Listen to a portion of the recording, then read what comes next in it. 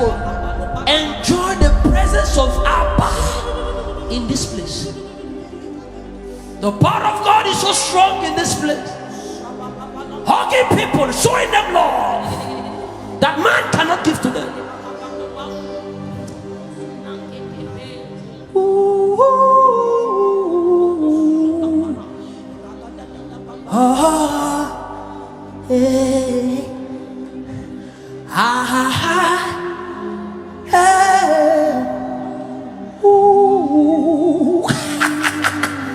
See what he's doing already? He's hugging people now.